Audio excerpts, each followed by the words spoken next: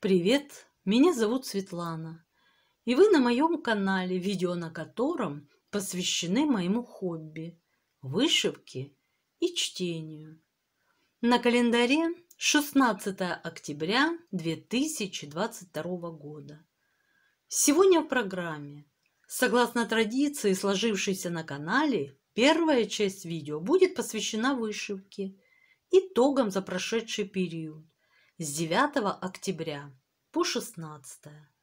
А во второй части видео вновь состоится очередное заседание нашего светского клуба. Сегодня, друзья, мы совершим очередное путешествие в мир знаменитых мистических явлений.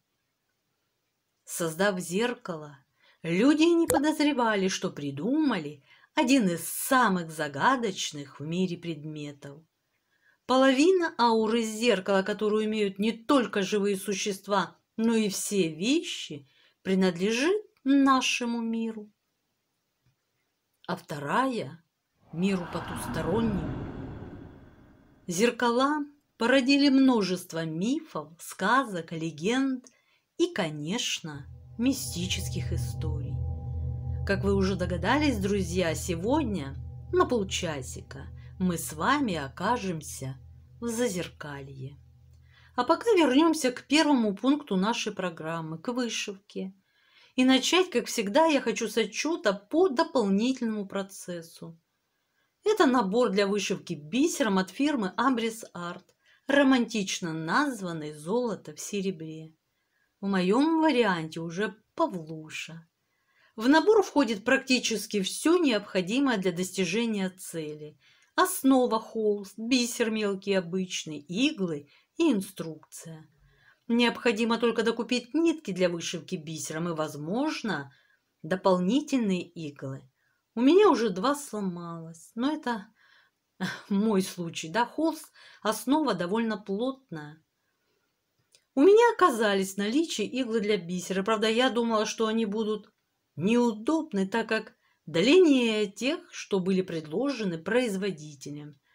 Но не имея на тот момент другого выхода, я вышивала поздно вечером, когда сломалась вторая, последняя игла для обычного бисера. И мне пришлось воспользоваться своими длинными. И оказалось, на удивление, что они более удобны для меня. Эти иглы я сейчас, друзья, покажу вам. Так вот, друзья, эти иглы намного легче пронзают холст. Видимо, кончик иглы острее, поэтому основа никаких препятствий уже не представляет. Вышивка начала доставлять исключительно удовольствие. На начало данного отчетного периода работа выглядела вот так. А вот так Павлуша выглядит сейчас. Ой, ой, вы брожуля, Павлуша. Мы видим значительный, по моему мнению, прирост оперения. Вышивать бисером, повторюсь, мне очень понравилось. Хвост у Павлуши все шикарнее и шикарнее. Сейчас я покажу вам ближе. Вот такое оперение у нашего Павлуши. Прибавили середы. Вот такой. Не знаю, видно хорошо вам или нет. Одним словом, бисер по-прежнему мерцает и завораживающе поблескивает. Сейчас по обыкновению хочу в разных ракурсах и направлениях показать вам красоту и блеск непревзойденного Павлушиного хвоста. Как красиво! Мне нравится. Телефон то фокусирует, то нет. Но вот издали как-то бисер через камеру мрачновато смотрится. Не так феерично, я бы сказала. Возможно, я ошибаюсь. Увижу уже вместе с вами, когда видео буду смотреть. О, как он блеснул, как он... Больше блеска, Павлуша, больше блеска. Вот такой хвост шикарный. Мне наш герой иной раз начинает напоминать солиста варьете. Да, представляю красочные черно-белые афиши, расклеенные по всему городу. На них наш Павлуша в окружении восторженно глядящих на него пал. Стоит он на одной лапке, на кончике коготка, атлетично-пластично задрав вторую лапку. Миниатюрную головку запрокинул назад, спинку выгнул, и все, что ниже, прикрыл своим роскошным хвостом. Вот таким вот. Заголовки пестрят. Только 2 дня проездом в Будапешт непревзойденный и восхитительный Павлиаде. Это, кстати, его сценический псевдоним. Спешите, уважаемая публика, уловить блеск его волшебного хвоста. И его вечернее затем выступление. Все софиты обращены на него. Все взгляды прикованы только к нему. И, наконец, он. Воодушевленно прыгающий на подмостках и при этом виртуозно размахивающий своим хвостом под восторженные аплодисменты благодарной публики. К утру все звуки варьете стихли, и вот мы с вами уже плавно подошли к отчету по следующему процессу, основному. Напомню, друзья, я вышиваю картину известного итальянского художника Евгенио Эдуардо Дзампини. Вот так, друзья, моя работа должна будет выглядеть в итоге. Я вышиваю крестиком в 2 сложения нити на аиде 18 каунта. Сейчас в процессе вышивки 3-я часть картины, которая называется «Анна». В этот момент на ваших экранах появится картинка с результатом, который был достигнут на начало отчетного периода. А вот так, друзья, картина выглядит сейчас, 16 октября. Для любителей математики озвучу результат в цифрах. Вышито уже 77% картины. В крестиках это составляет 186 087. За отчетный период мне удалось вышить 3368 крестиков. И до полного окончания работы мне осталось 55 833 крестика. И занавес. Результат, конечно, друзья, меньше обычного, но на этой неделе не всегда была возможность вышивать спокойно. Итак, друзья, как вы можете видеть, на канве продолжает увеличиваться окно. В частности, его створка. Вот, видите, друзья, продлилась. Свое небольшое развитие на канве и имеет цветок. Как я уже говорила, я в этом цветке вижу герань. Да. Через распахнутое окно яркое солнце все так же своим теплом ласкает наших героев и заполняет собой все уголки уютного дома наших героев. Вышиваемые участки, друзья, они перед вами сейчас. На прошлой неделе я заполнила эту часть окончательно и вышито вот продолжение створки окна. как я сказала выше. Вышиваемые участки все так же, друзья, полны разнообразием символов, что влечет, конечно, за собой частую смену нитей. Массу креплений имеет, так как крестики одного символа располагаются в разных местах выделенного участка. Одним словом, друзья, присутствуют абсолютно все признаки многоцветки. Но результат, который выходит из-под иглы, не перестает радовать. Мне нравится то, что я вижу. С каждым законченным участком картина все более оживает. Благодаря объемности предметы, как мы видим, словно выступают к нам навстречу, а также естественности и натуральности. Одним словом, все выглядит по-настоящему. Уже вышитые герои Джузеппе и Розочка с нетерпением ждут своего члена семьи Аннушку. Так что, друзья, с удовольствием продолжу следовать согласно заданному курсу.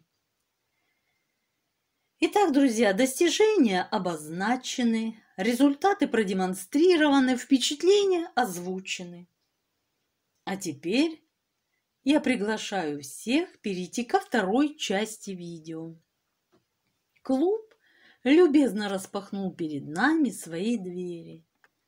Настраиваемся на нужный лад и отправляемся в зазеркалье.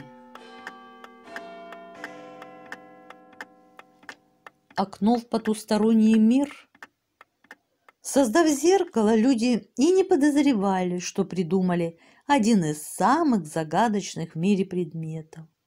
Половина ауры зеркала, которую имеют не только живые существа, но и все вещи, принадлежит нашему миру, а вторая – миру потустороннему.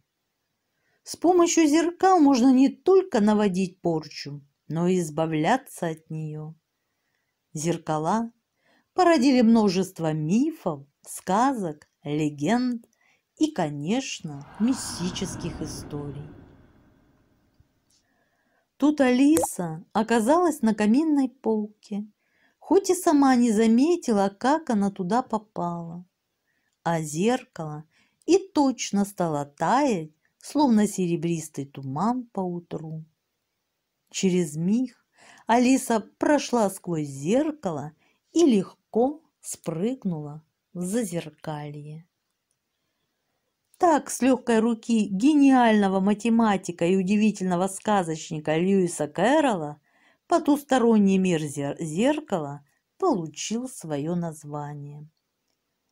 Иногда мы считаем зазеркалье отдельным миром, живущим по своим законам, населенным нашими двойниками и дубликатами окружающих нас вещей.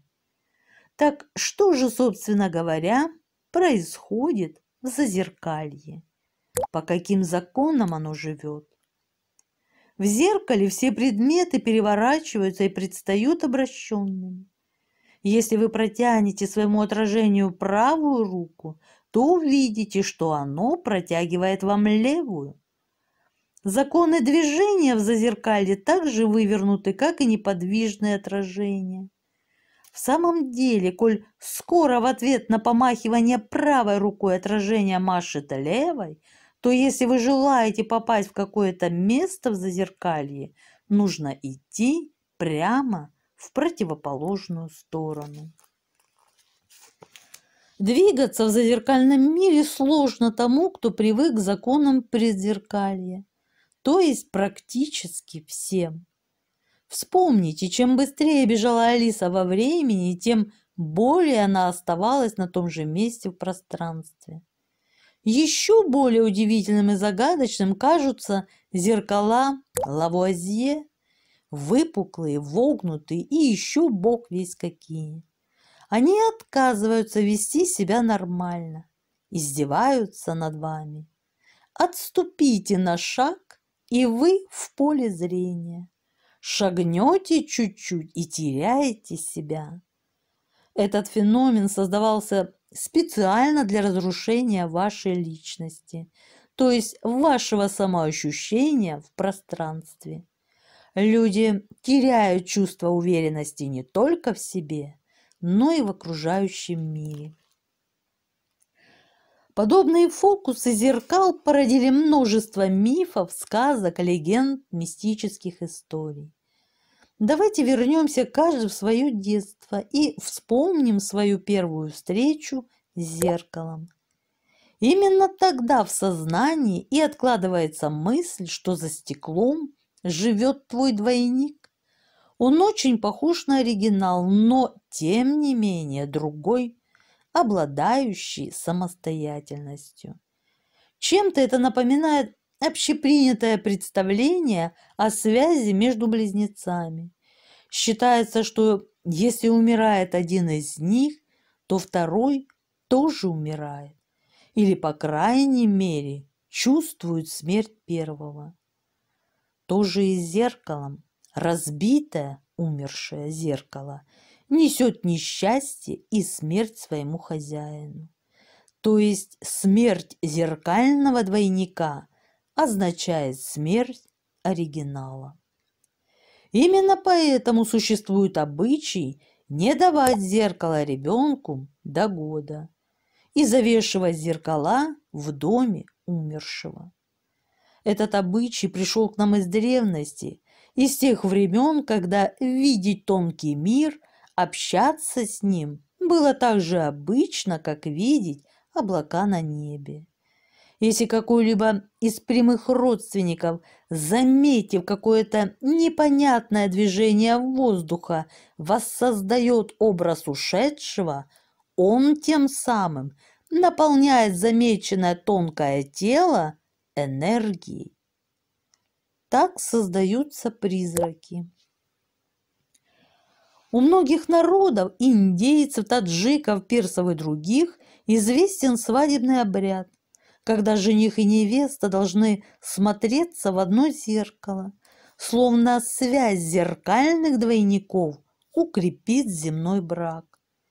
И, наверное, практически у каждого в жизни было такое: смотришь на свое отражение рядом с дорогим человеком и говоришь: «Взгляни, милый, как мы хорошо вместе смотримся». И это «хорошо вместе смотримся» наполняло любящих людей дополнительной уверенностью в собственных силах. И как часто мы разговариваем с зеркалом. Но эта беседа не с зеркалом, а со своим двойником, живущим там. Не очень хорошо размещать в доме много зеркал тем людям, которые хотя бы немного склонны к мистике. Зеркала могут спровоцировать необоснованные страхи. Нельзя спать перед зеркалом, потому что ночью, по поверьям, в нем отражаются ваши сны, и они могут ожить. А японцы, напротив, над изголовьем кровати вешают круглое зеркальце, чтобы злые духи, если вдруг прилетят ночью, увидели себя в зеркале и испугались. Сейчас очень много говорят о сильной энергетике зеркал. Считается, что зеркало запоминает наши эмоции.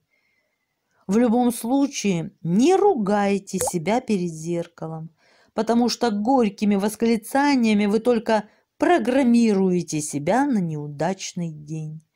То есть получается, что хозяин зеркала глазит сам себя.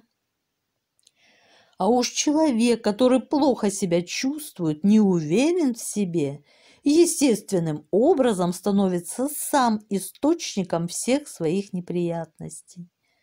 Слова, произнесенные перед зеркалом, могут воплотиться. Поэтому, проснувшись через силу, улыбнитесь своему отражению. Вначале будет нелегко, потом привыкнете, даже начнете себе нравиться. Тогда запас положительной энергии обеспечен на весь день. Это что-то вроде аутотренинга. Двойник, живущий в зеркале, обеспечит осуществление всех ваших мечтаний. Если поверье, что, возвращаясь домой с полдороги, нужно обязательно посмотреться в зеркало. Это делается для того, чтобы восстановить защиту дома от посторонних воздействий. Ту защиту, которую обеспечивает зеркало, отражая все негативные влияния. Легенды говорят о том, что в старинных зеркалах заключены души всех, кто смотрелся в них. Считается, что если зеркало хранит отражение злого человека, скажем, убийцы, или видело сцену убийства, то оно само становится злым. Такое зеркало всегда холодное на ощупь. Перед ним гаснут церковные свечи, и оно может принести неприятности новому хозяину, вплоть до его смерти. Это зеркало нужно разбить и смести осколки, не увидев в них своего отражения. И только так можно избавиться от проклятия, которое в нем заключено. Очень осторожными следует быть и при покупке антикварного зеркала. Самое страшное, с чем вы можете столкнуться, это покупка зеркала с заключенной в нем душой умершего человека. Однако распознать зеркало душегуба нетрудно. Зажгите свечу, и если пламя горит нормально, значит все в порядке. Также говорят, что через зеркало можно навести порчу. Если какой-либо человек посмотрит в ваше зеркало с пожеланием зла, то эти пожелания могут исполниться. То есть зеркало станет своеобразным накопителем и излучателем негативной энергии. Правда, не все истории о зеркалах так мрачны. С помощью зеркал можно не только наводить порчу, но и избавляться от нее. Например, если повесить зеркало в той комнате, где собираются гости, то оно заберет все злое себе. Потом зеркало следует очистить, пока оно является только накопителем, а не излучателем.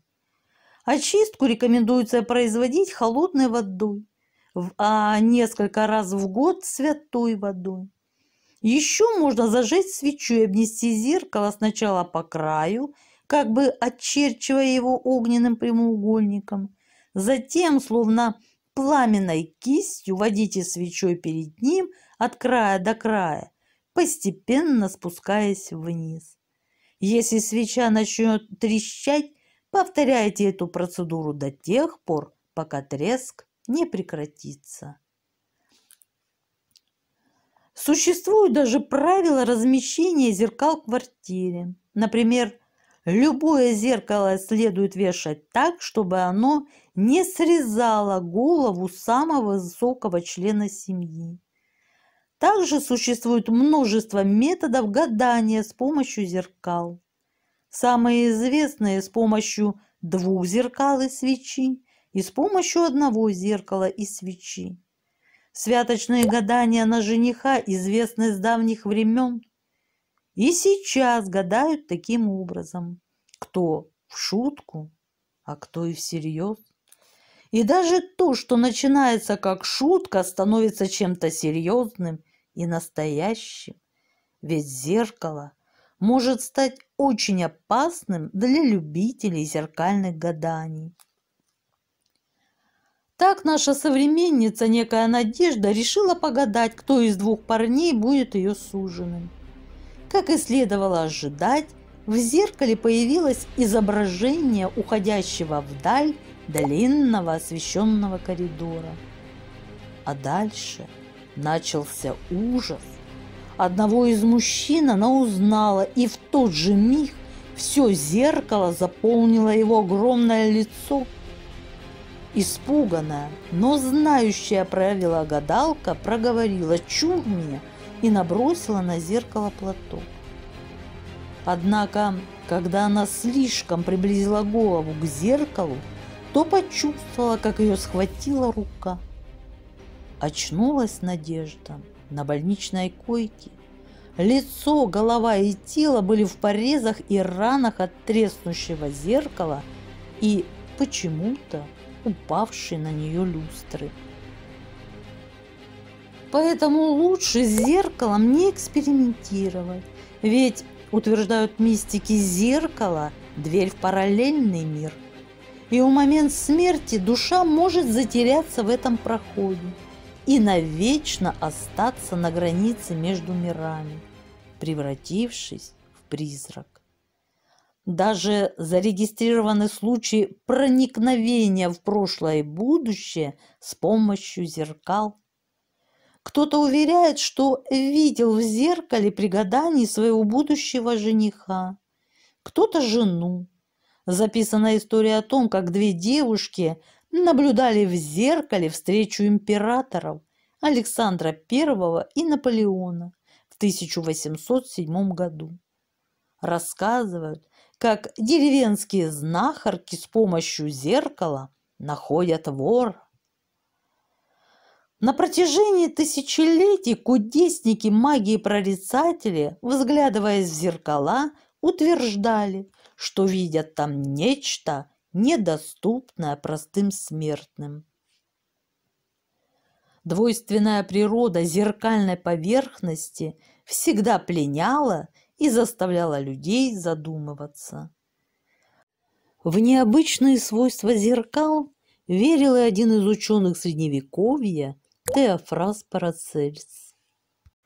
Диагнозы больным он ставил по следу их дыхания на зеркальце, а один из способов излечения заключался в том, что с помощью заклинаний и магических формул Парацельс уговаривал темные энергии болезни, впитанные больным, перейти в отражение больного, специально посаженного перед зеркальной поверхностью.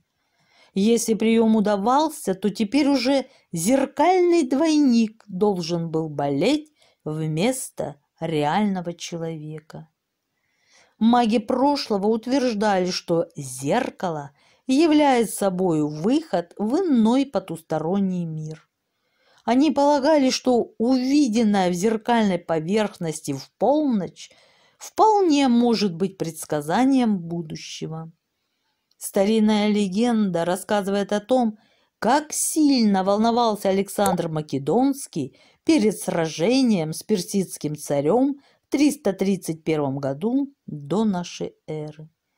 Не в силах уснуть, полководец долго всматривался в походное бронзовое зеркальце с вопросом, чем обернется завтрашний день.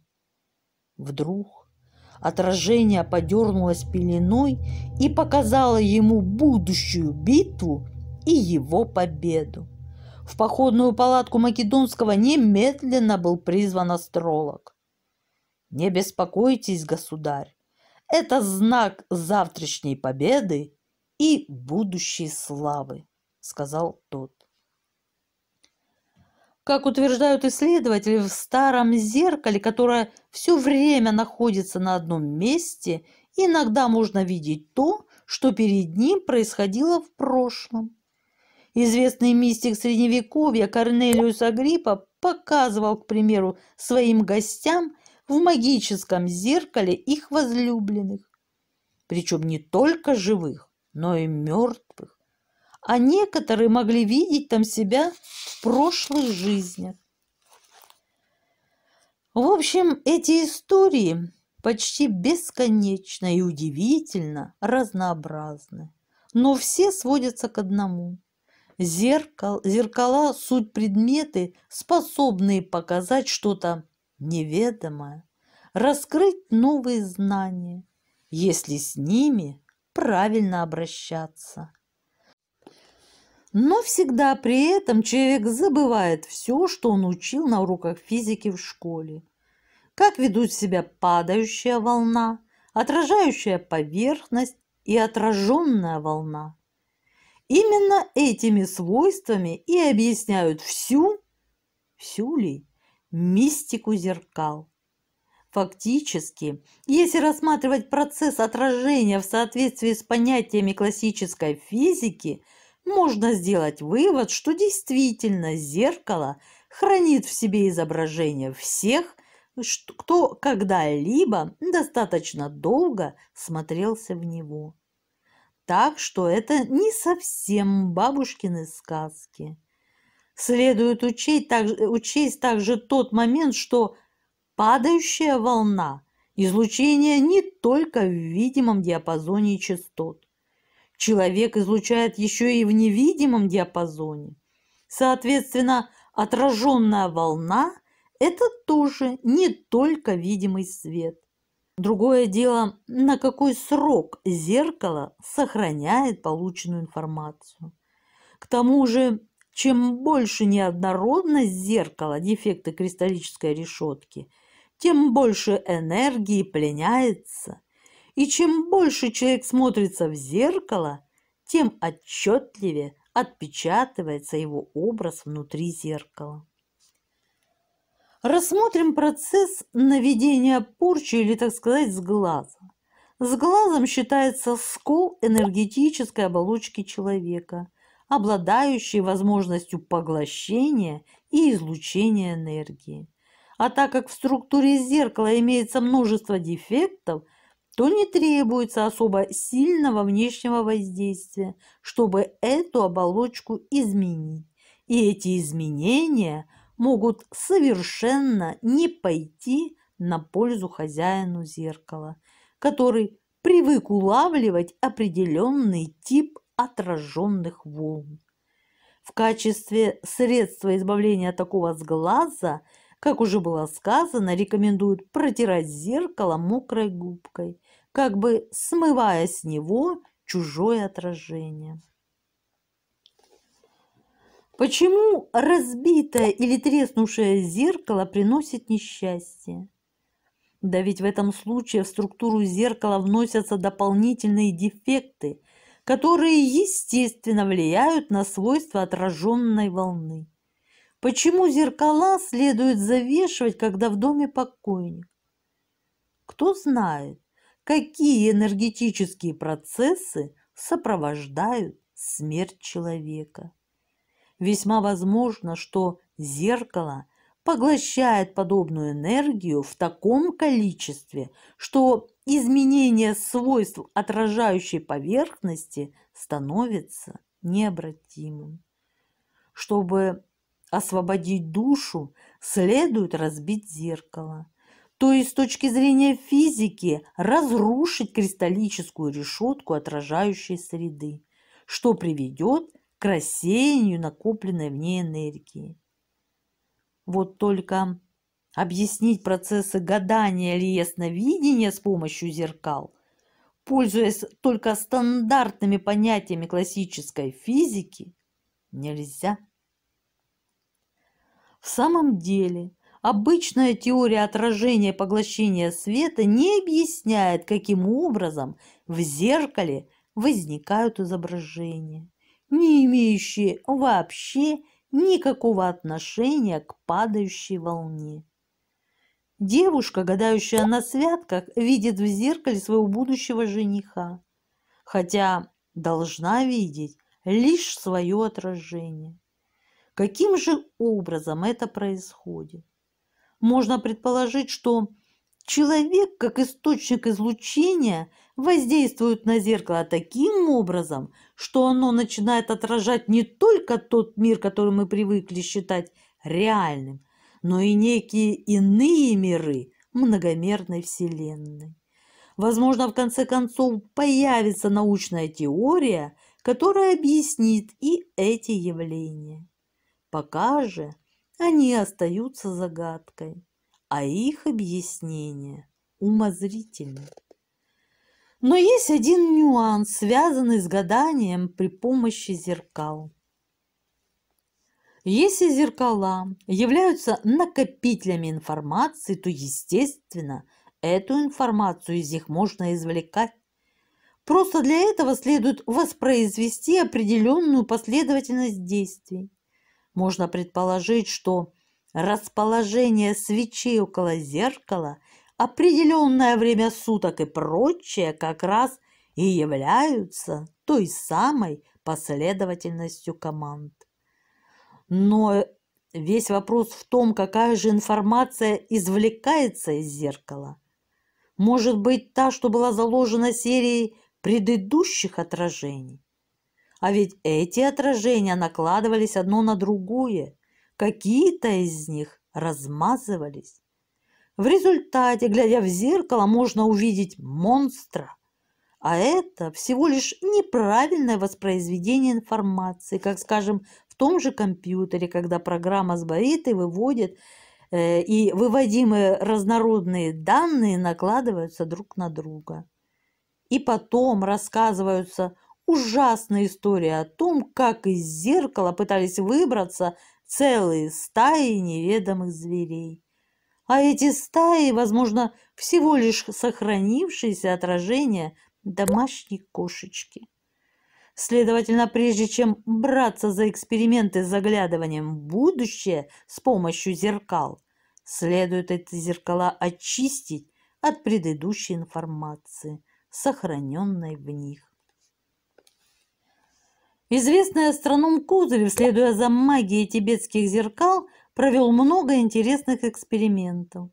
Как известно, алюминиевые спиралевидные плоскости, согласно гипотезе, предложенной ученым, отражают физическое время и, подобно линзам, могут фокусировать разные виды излучений, в том числе и исходящие от биобъектов.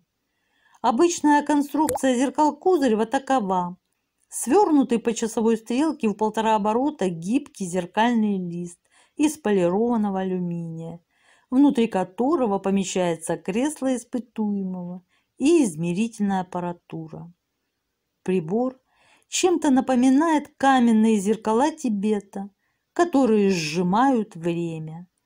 Имеется свидетельство странной смерти 4 альпинистов, которые попали в поле действия тибетских зеркал и за несколько часов постарели на десятки лет.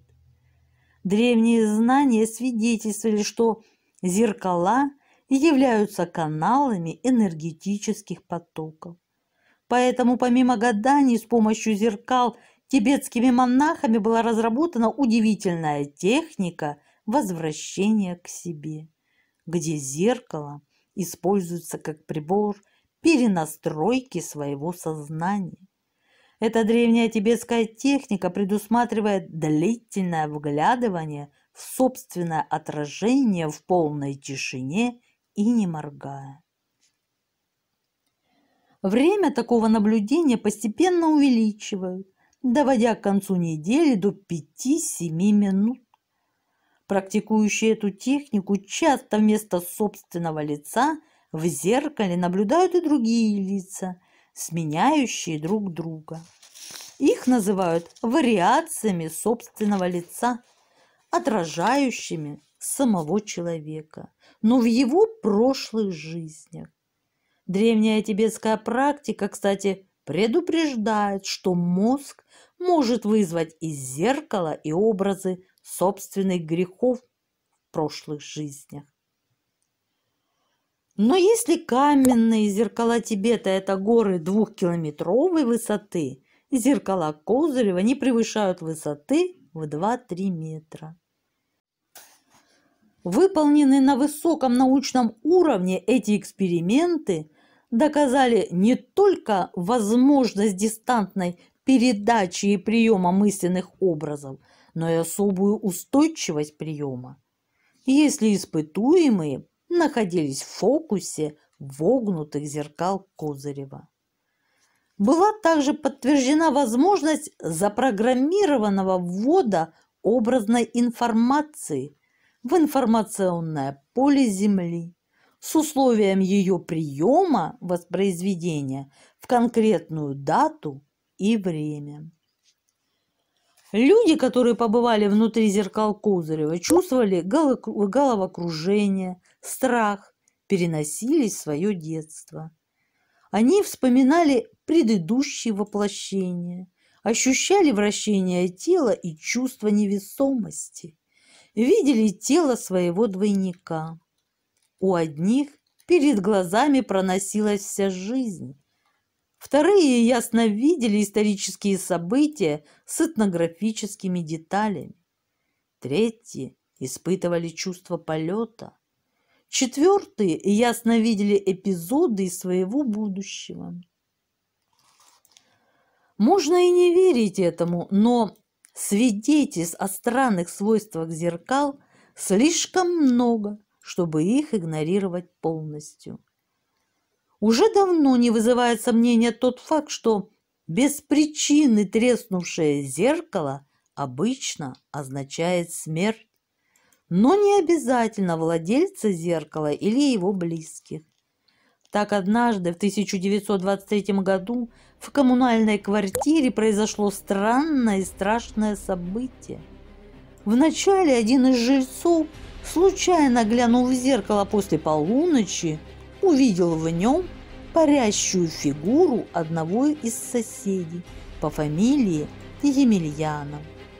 В одной руке он держал нож, а голова безжизненно склонилась к груди.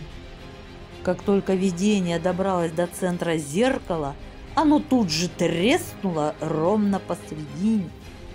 Испуганные жильцы заметались по соседям, и оказалось, что их волнение не напрасно. Ворвавшись в комнату Емельянова, они увидели его сидящим в кресле. А вот зеркало, висевшее напротив, красноречиво свидетельствовало: человека там нет. И только когда зеркало показало крадущегося Емельянова с ножом, то сам хозяин комнаты ожил в кресле и увидел незваных гостей. Один сосед от испуга огрел Емельянова стулом, и тот, так и не успев до конца ожить, умер. В ту ночь в доме раскололись все зеркала. А еще один жилец Стрельников был найден зарезанный именно тем ножом, который все увидели у зеркального Емельянова. Когда начали выяснять, в чем дело, оказалось, что Стрельников во время Первой мировой войны бросил Емельянова раненым на поле боя, хотя мог помочь. И, вероятно, Емельянов таким образом отомстил ему. Итак, как и сколько ни объясняй свойства зеркал, они все равно остаются предметами загадочными и в некоторой степени опасными. Зеркало – инструмент, которым следует пользоваться с осторожностью, так как не все его свойства понятны и объяснимы. Ну вот, друзья, и подошло к концу наше с вами мистическое путешествие. Пишите комментарии, мне очень интересно ваше мнение. Ставьте лайки, если тема была вам интересной. Подписывайтесь, кто не подписался. Я желаю всем мира, здоровья и всяческого благополучия. А на сегодня все. Пока-пока.